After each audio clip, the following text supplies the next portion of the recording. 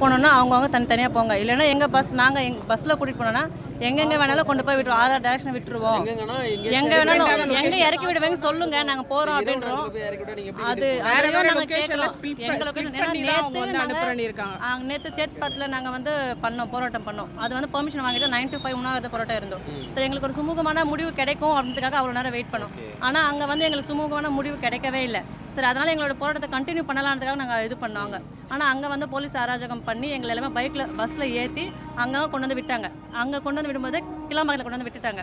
So அங்கேருந்து ஊருக்கு கிளம்பி போங்க அப்படின்னு. ஸோ நாங்கள் அங்கேயுமே போராட்டத்தை கண்டினியூ பண்ணோம். ஸோ நைட்டு அமைதியாக இருந்த போலீஸ் வந்து காலைல 4:30 மணிக்கு அங்கேருந்து அரெஸ்ட் பண்ணி கொண்டு வந்து இங்கே விட்டுட்டாங்க. இங்கே அடைச்சி விட்டோம். ஃபெசிலிட்டிஸ் ஓகே தான். ஆனால் வந்து சாப்பாடெல்லாம் வந்து அந்தளவுக்கு ஒரு இருந்துச்சு, தரமானதாக கிடையாது. ரெஸ்ட் ரூம் அந்த அளவுக்கு வந்து எங்களுக்கு யூஸ் பண்ணுறதுக்கு ஒரு ஃபெசிலிட்டிஸ் எதுவுமே கிடையாது.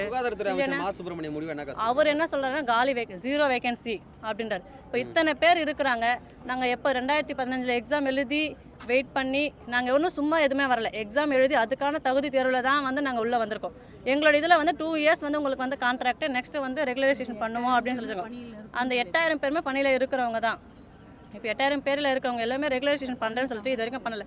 போய் கேட்டதுக்கு வந்து காலி பணியிடங்கள் கிடையாது, பணியிடங்கள் உருவாக்கவும் முடியாது. 2023 வந்து ஒரு ஜியோ வந்து கவர்மெண்ட் வந்து கொடுத்துருக்காங்க. ஸோ இவ்வளோ வேகன்சி இருக்கு. 18,000 ஆமாம், அந்த வேகன்சிஸையும் நாங்கள் எடுத்து கொடுத்துட்டோம். டிஎம்எஸ் சைட்லையும் டிஎம்இ சைட்லையும் பிஹெச்லையும் எங்கேயுமே அதை தான் எங்களுக்கு புரியல. எங்கள் தோழர்கள் எல்லாமே போய் கேட்கும்போது அவர் வந்து மிரட்டுற துணையில தான் பேசுகிறாரு. பட் ஆனால் வந்து இப்போ இருக்கிறது ஃபுல் அண்ட் ஃபுல் வந்து லேடிஸ் தான். சரிங்களா, எல்லாருமே அதர் டிஸ்ட்ரிக்ட்ல இருந்து வந்திருக்காங்க.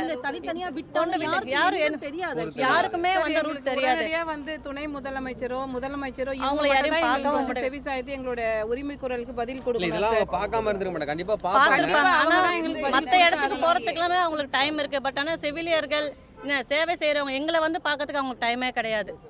மகளிருக்கான ஆட்சி பேர் தான் மகளிருக்கான ஆட்சியை தவிர அந்த மகளிர்களுக்கு ஒரு சேஃப்டியும் கிடையாது. ஏன் வாக்குறுதி கொடுக்குறாங்க? 90% வந்து மகளிர் வேலை பண்ற ஒரே வேலை வாக்குறுதி கொடுத்தா நிறைவேற்றணுமா? அவர் கேட்கிறாரு. வாக்குறுதி கொடுத்தா அதை நிறைவேற்றணுமா? நாங்க